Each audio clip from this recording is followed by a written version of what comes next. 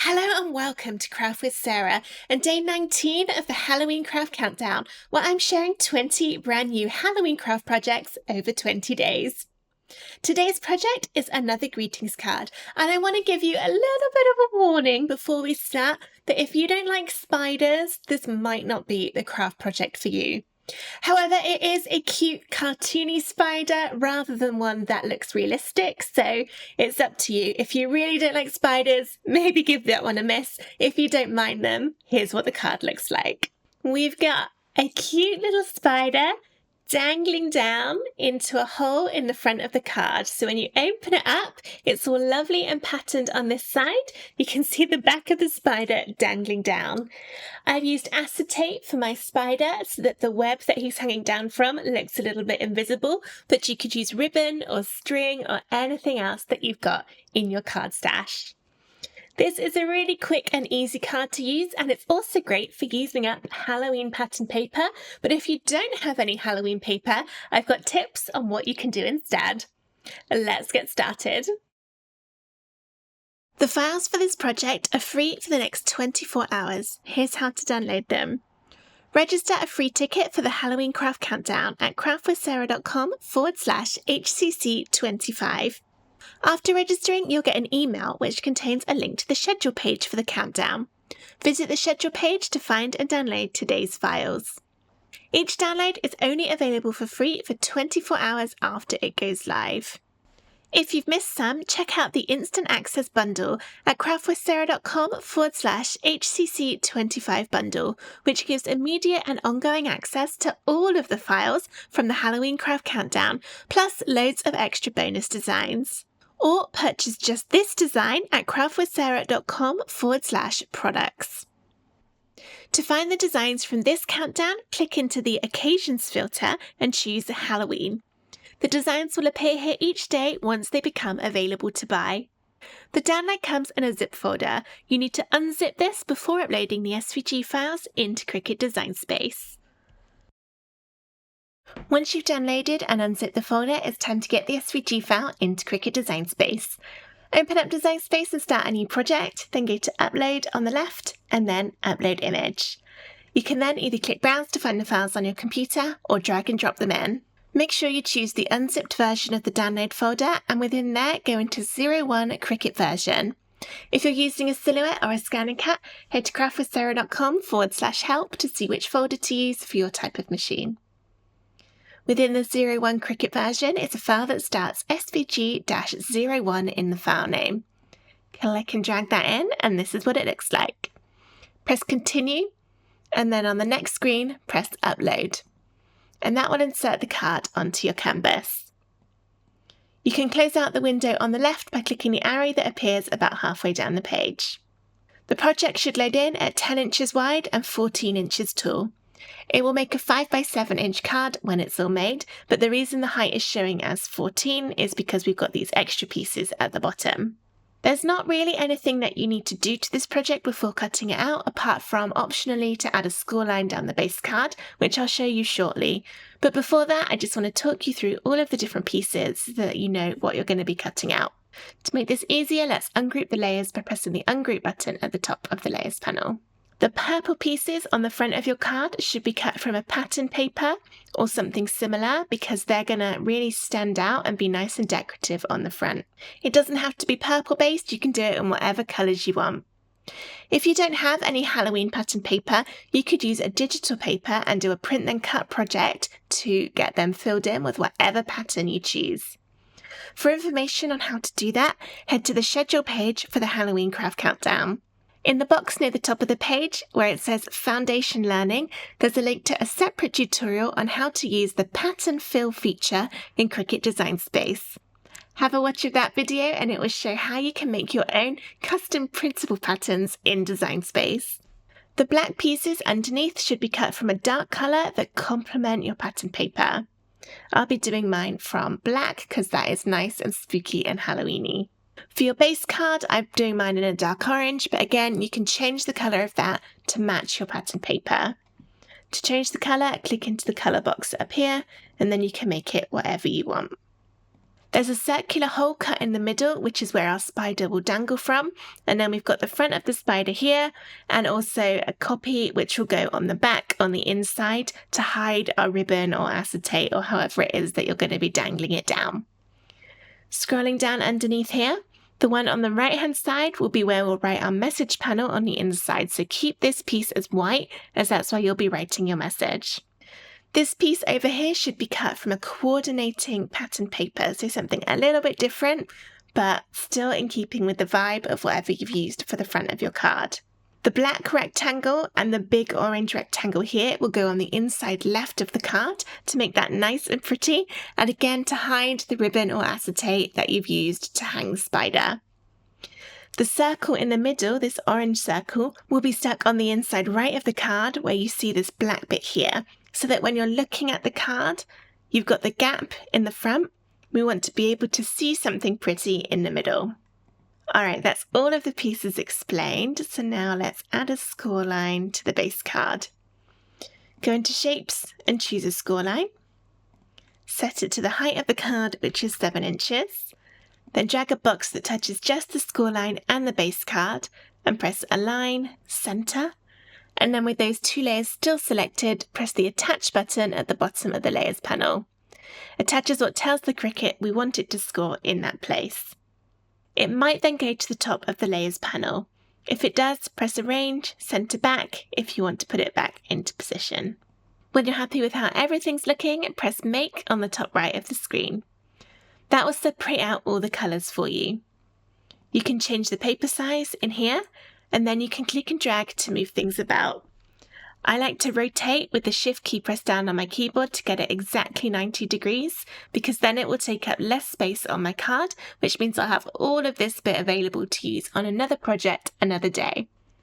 Just make sure when you're moving things about that nothing overlaps, otherwise it won't cut out properly.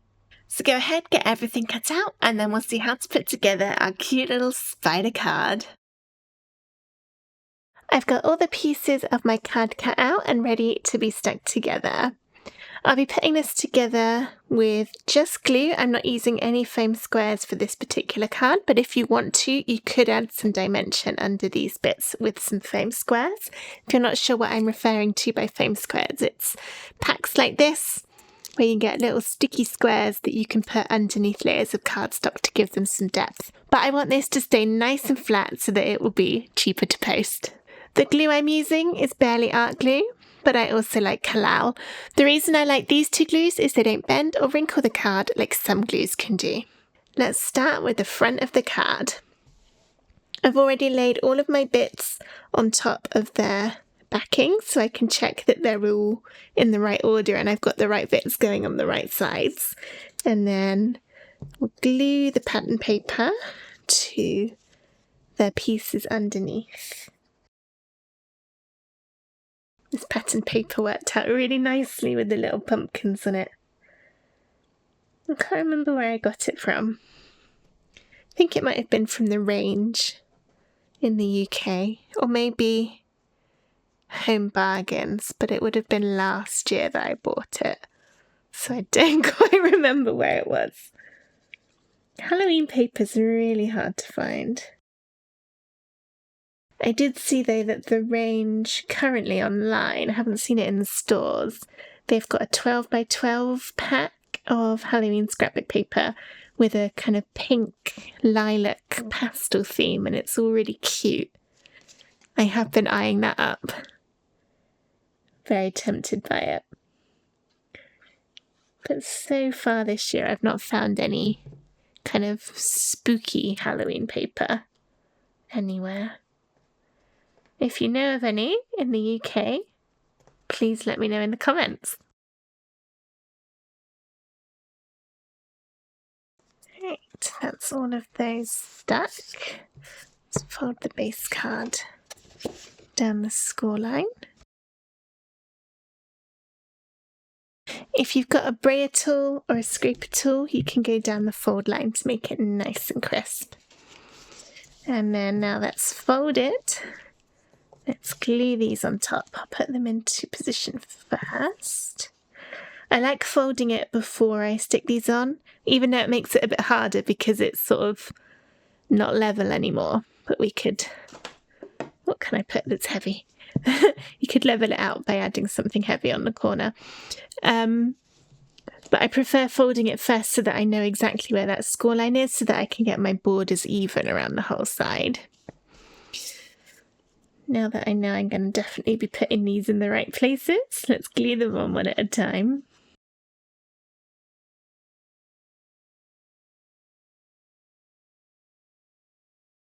That's the front of the card done. Let's move on to the spider. If you're using googly eyes, glue those on now. Or if you're using the cardstock ones, also glue them on now. There's not actually any difference, just put the eyes on. There's one. So he's going to dangle down in the middle of the card. I'm getting little bits of glue everywhere. I really need to clean my desk. That's the problem with doing lots of videos in a short space of time. It gets dirty. Alright, so let's do the inside first. We've got the black and then the white on top. This will be our message panel to write on. And glue the white on first.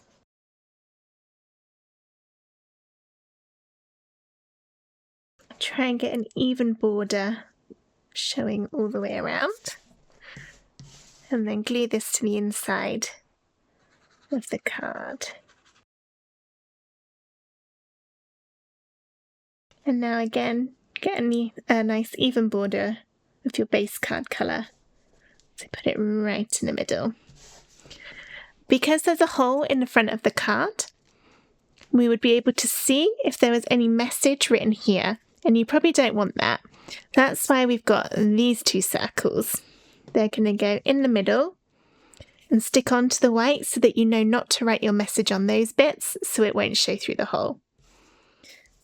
Glue the smaller circle onto the bigger one. And then put your glue onto the back of the bigger one. Close up your card. And then stick this in the middle of the hole. It's slightly smaller than the hole so that you can get it in nice and easily without risking putting glue everywhere.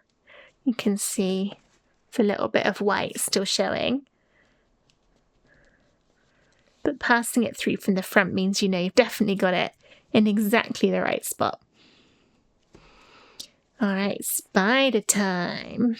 You can either use some ribbon to hang your spider down from the top so it looks like a little bit of thread, or you can do like what I'm going to do, which is to use a little bit of acetate so it will be see-through, because spider's web kind of is a little bit see-through if you've just got one tiny little string, and also it would make it look like he's kind of just floating in the middle.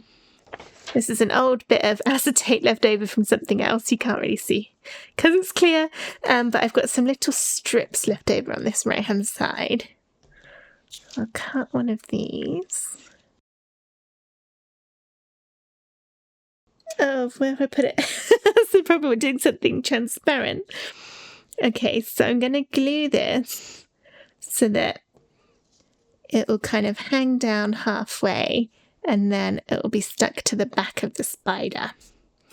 So let's put the spider where I want him to go. Make sure your eyes are facing the front so you can't see your eyes at this point. They'll be flat down on your work surface. And then get either your acetate or your ribbon or however it is you're going to hang your spider. Add some glue down the back and a bit up there. And get it stuck in place. And then you've got the copy of the spider to go on the other side to hide your join. Now, they are not perfectly symmetrical. The little spikes around the middle are different, so make sure you line it up. Although they're very similar, if you did get it the wrong way around, they'll just kind of look extra fluffy, so it doesn't matter too much.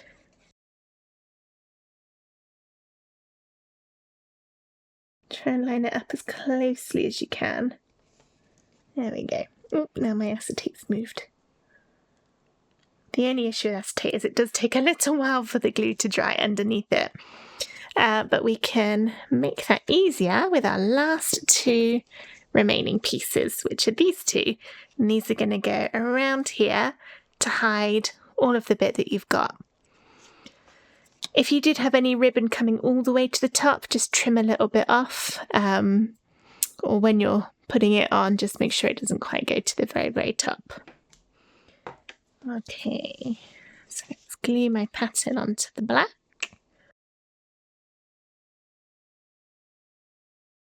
This time the circles line up exactly. And then glue this to the inside of the card.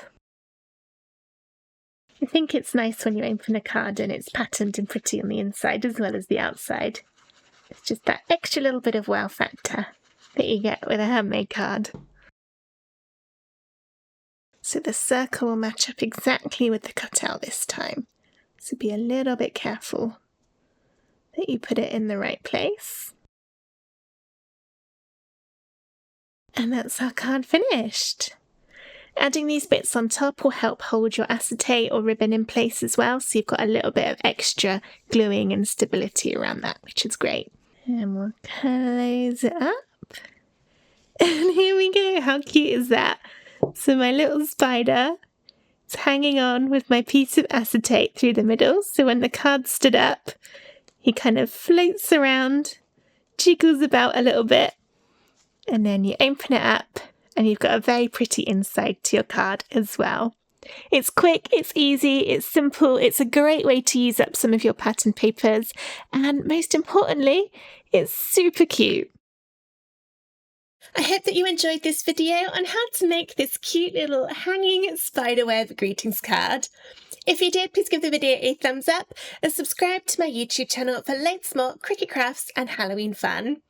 I hope to see you tomorrow for day 20, the final day of this year's Halloween craft countdown. But for now, thank you so much for watching. Bye!